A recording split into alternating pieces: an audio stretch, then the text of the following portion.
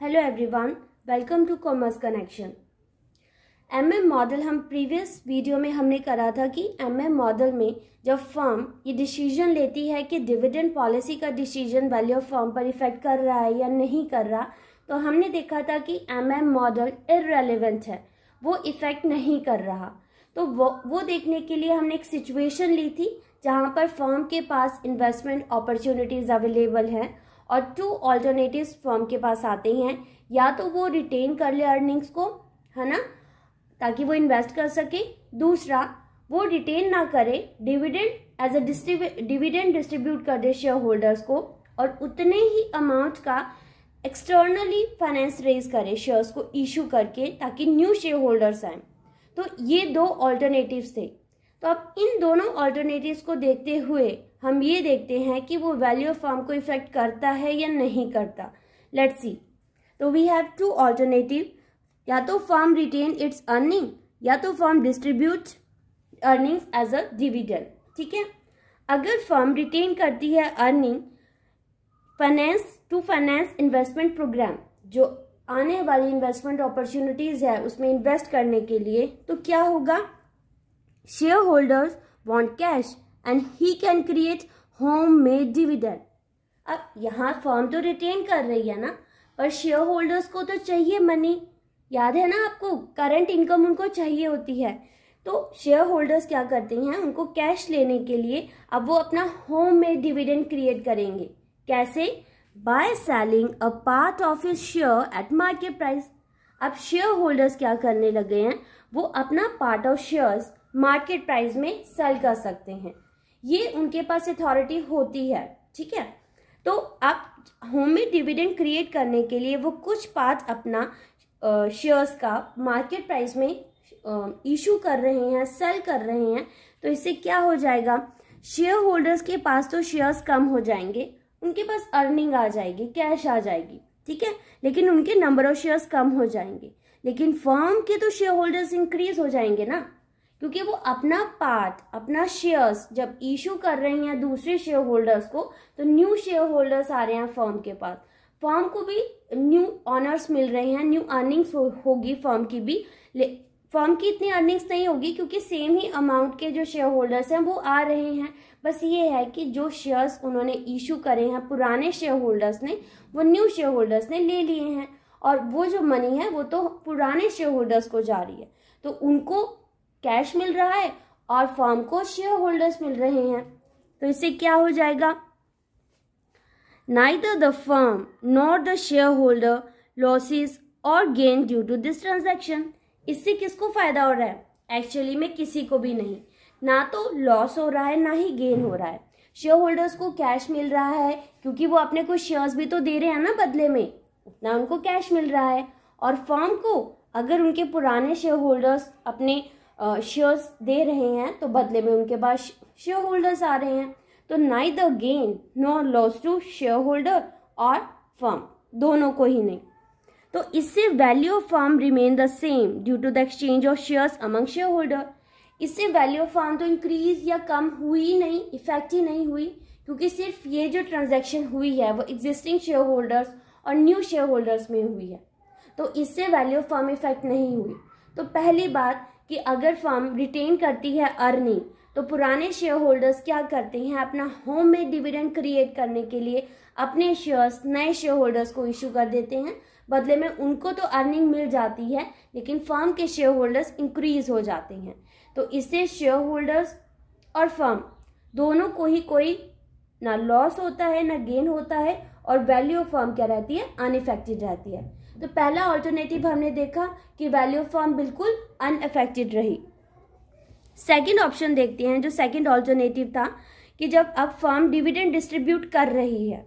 अब जब firm dividend distribute कर रही है तो इससे फर्म का एसेट, फर्म का कैश तो कम हो रहा है ना, क्योंकि जो अर्निंग्स हैं वो कैश की फॉर्म में डिविडेंड को दे रही है शेयर होल्डर्स को। इससे फर्म का एसेट कम हो रहा है because of the reduction in its cash balance, जिससे प्रेजेंट वैल्यू ऑफ शेयर्स क्या हो गए हैं, डिक्लाइन हो गए हैं। क्यों डिक्लाइन हो गए हैं, क्योंकि जब उनकी अर्निंग्स कम हो जाएंगी तो फिर जब वो डिवाइड किया जाएगा नंबर ऑफ शेयर से, अर्निंग्स क्योंकि हम डिविडेंड माइनस कर रहे हैं, जो अर्निंग्स हैं, अब जब नंबर ऑफ शेयर से हम डिवाइड करेंगे तो उनकी जो प्रेजेंट वैल्यू है फर्म की वो क्या हो जाएगी, कम हो जाएगी। अब इससे क्या होगा, share holder gain in the form of dividend. यहाँ शेयर होल्डर को तो डिविडेंड मिल रहा है, उनको फायदा हो रहा है, लेकिन फर्म का वैल्यू ऑफ शेयर्स क्या हो रहे हैं, कम हो रहे हैं। क्यों कम हो रहे हैं, क्योंकि उन्होंने अर्निंग्स दी है और अर्निंग्स देने से उनका एसेट कम हो जाएगा और अल्टीमेटली जो वैल्यू ऑफ शेयर्स का प्रेजेंट वैल्यू है वो भी कम हो जाएगी, यानी कि न्यूट्रलाइज्ड हो गया। जहां एक शेयर होल्डर फायदा ले रहे हैं वहीं फर्म उतना ही अमाउंट से कम भी तो हो रही है और ये हो जाएगा न्यूट्रलाइज्ड। अगेन यहाँ पर फिर से वैल्यू ऑफ फर्म क्या रही है, अनअफेक्टेड रही है। इससे पता चलता है कि share holder will be indifferent between dividend और रिटेंशन ऑफ अर्निंग। यहाँ पर शेयर होल्डर इनडिफरेंट है, उनको कोई फर्क नहीं पड़ता कि अगर फर्म रिटेन कर रही है तो वो अपना होम में डिविडेंड क्रिएट कर रहे हैं, और अगर डिविडेंड डिस्ट्रीब्यूट कर रही है तब तो शेयर होल्डर्स को फायदा ही है, गेन हो रहा है। तो दोनों ही केसेस में वैल्यू ऑफ फर्म अनअफेक्टेड है। आपको पता चल गया होगा कि किस तरीके से ये MM मॉडल इररेलेवेंट है, ठीक है। पर अगेन हम जितना भी थ्योरेटिकल पार्ट कर ले, जब तक उसको प्रैक्टिकली इम्प्लीमेंट करके ना देखें तब तक हमें कैसे पता चलेगा कि इतना जो कुछ हम बोल रहे हैं क्या वो सच में है या नहीं। Let's see with an numerical example. अब जब आपके पास MM मॉडल आता है लिखने के लिए तो आप फॉर्मूलाज के साथ साथ एक छोटा सा न्यूमेरिकल एग्जाम्पल भी दे सकते हैं, जिससे आपका क्वेश्चन और भी इफेक्टिव बन जाएगा और आपको अच्छे मार्क्स मिलेंगे, ठीक है। अगर पर्टिकुलर न्यूमेरिकल का क्वेश्चन आता है तब तो आप सॉल्व कर ही सकते हैं, पर अगर सिर्फ MM मॉडल को एक्सप्लेन करने को कहा गया है तो हम MM मॉडल की थ्योरी के साथ साथ पूरा थ्योरी समझा दिया, उसके बाद आप फॉर्मूलाज और एक छोटा सा न्यूमेरिकल बता सकते हैं। किस तरीके से आप अभी पता चल जाएगा आपको। जब हम डिविडेंड कैपिटलाइजेशन मॉडल बता रहे हैं, मतलब बता रहे हैं कि किस तरीके से ये इफेक्ट हो रहा है, तो आपके पास कुछ स्टेप्स हैं and you have to learn the formulas. आपको फॉर्मूलाज लर्न करने पड़ेंगे। तो ये फॉर्मूलाज हैं। फर्स्ट स्टेप 1 में है, हम सबसे पहले कैलकुलेट करते हैं existing market price of a share. जो पुराना मार्केट प्राइस है शेयर का, उसको कैलकुलेट करने के लिए फॉर्मूला है 1/1 + KE। K is the cost of equity capital जो क्वेश्चन में अवेलेबल होगा। D1 dividend to be received at the end of the year. At the end of the year कितना डिविडेंड रिसीव हो रहा है शेयर होल्डर्स को, यहाँ पर वो आएगा। और P1 is the market price of shares at the and, जो हम कैलकुलेट करते हैं। ये गिवन होता है और ये हम कैलकुलेट करते हैं, तो आपको ये चीज का ध्यान रखना है। ये स्टेप 1 हो गया हमारा। स्टेप 2 में हमको amount to be raise from the issue of new shares. New shares को इश्यू करने पर कितना अमाउंट रेज होता है वो कैलकुलेट करना है, and it is calculated by applying this formula I, total amount required for investment. Investment के लिए टोटल अमाउंट कितना है ये क्वेश्चन में अवेलेबल होगा, बस आपको ढूंढना है कि कहाँ है ये। E, earning of the firm during the year. During the year कितनी अर्निंग है उसमें से माइनस करेंगे जो टोटल डिविडेंड पे कर दिया है। जितनी अर्निंग्स होती हैं फर्म की उसमें से जो डिविडेंड पे कर रहे हैं वो हम माइनस करके कैलकुलेट करेंगे। जो स्टेप 3 आता है वो निकालना है नंबर ऑफ शेयर्स। अब नंबर ऑफ शेयर्स जो हमने स्टेप 2 में निकाला था उसको हम डिवाइड कर देंगे जो market price of the share है उसके साथ, तो हमारे पास नंबर ऑफ शेयर्स आ जाएंगे।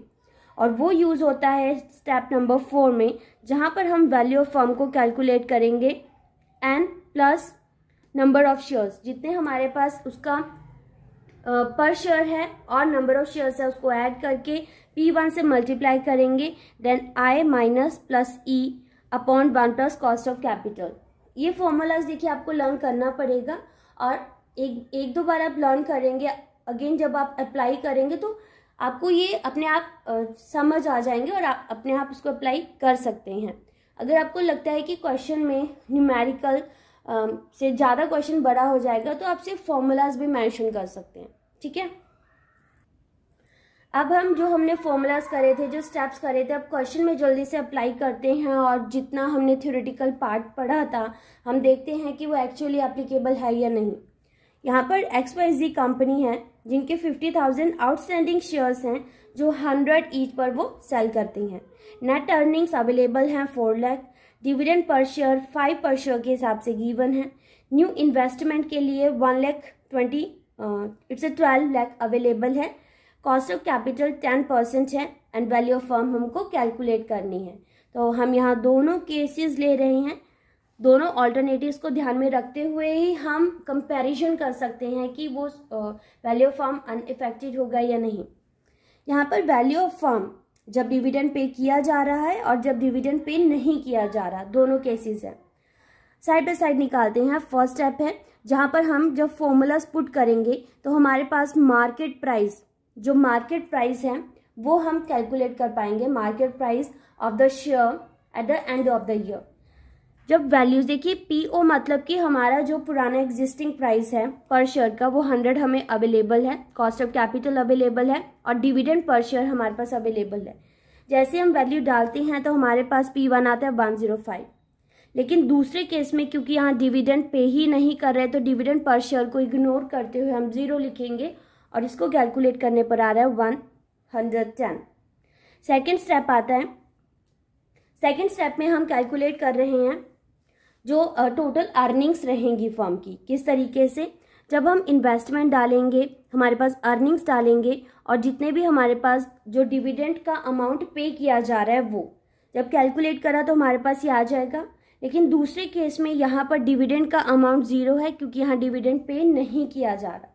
इसको कैलकुलेट करने पे हमारे पास 8 लाख का अमाउंट आ जाता है। थर्ड स्टेप में हमको नंबर ऑफ शेयर्स कैलकुलेट करने हैं। तो नंबर ऑफ शेयर्स जो हमारे पास अर्निंग्स अवेलेबल थी वो कैलकुलेट करी। नंबर ऑफ शेयर्स तो हमारे पास 10,000 के शेयर्स आ रहे हैं। लेकिन दूसरे केस में 8 लाख डिवाइडेड बाय 110 तो 7273 शेयर्स अवेलेबल हैं दूसरे केस में जहाँ पर डिविडेंड पे नहीं किया जा रहा। Now come to the last step. Last step में अगेन जो लास्ट स्टेप है वो इम्पॉर्टेंट है जहाँ पर वैल्यू ऑफ फर्म को कैलकुलेट करना है। आप खुद सामने देख सकते हैं, ये मैंने डायरेक्टली बस कैलकुलेट करके दिया है। आप खुद सॉल्व कीजिए, एक एक स्टेप सॉल्व करते हुए जब आप निकालेंगे तो यू गॉट टू नो कि हमारे पास जब हम डिविडेंड पे कर रहे हैं तो 50 लाख का आ रहा है वैल्यू ऑफ शेयर और दूसरी तरफ भी 50 लाख का आ रहा है। देखा आपने, दोनों केसेस अलग थे जहां पर एक साइड हम डिविडेंड पे कर रहे थे और दूसरी साइड हम डिविडेंड पे नहीं कर रहे थे। लेकिन दोनों केसेस में यहाँ पर जो वैल्यू ऑफ फर्म है सेम आ रहा है क्योंकि हर टाइम में न्यूट्रलाइज हो रहा है इफेक्ट। अगर एक साइड डिविडेंड पे करने पर फर्म दूसरी तरफ न्यूट्रलाइज हो रही है, शेयर होल्डर्स गेन कर रहे हैं लेकिन फर्म का अमाउंट एसेट कम हो रहा है तो वो न्यूट्रलाइज हो गया। दूसरी साइड अगर डिविडेंड फर्म नहीं पे कर रही तो शेयर होल्डर्स अपना खुद का होममेड डिविडेंड क्रिएट कर रहे हैं। तो ये रीज़न है कि MM मॉडल डिविडेंड पॉलिसी के डिसीजन से अनइफेक्टेड रहता है, इररेलेवेंट रहता है। दैट्स वाई इसको इररेलेवेंट थ्योरी कहा जाता है। तो this is all about the MM model. जब MM मॉडल आपसे पूछा जाता है तो आप इस तक यहाँ तक ही एक्सप्लेन करने वाले हैं, इसके बाद आप कंक्लूजन देंगे। ठीक है, क्रिटिसिज्म आप नहीं बताएंगे जब तक ये प्रॉपर क्वेश्चन नहीं आता क्रिटिसिज्म का। क्रिटिसिज्म नहीं बताए जाते मॉडल के अगर सिंपल आपको सिर्फ मॉडल को एक्सप्लेन करने को कहा गया हो।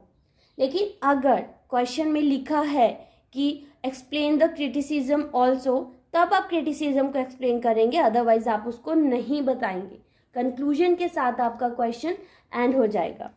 तो thank you for watching this video.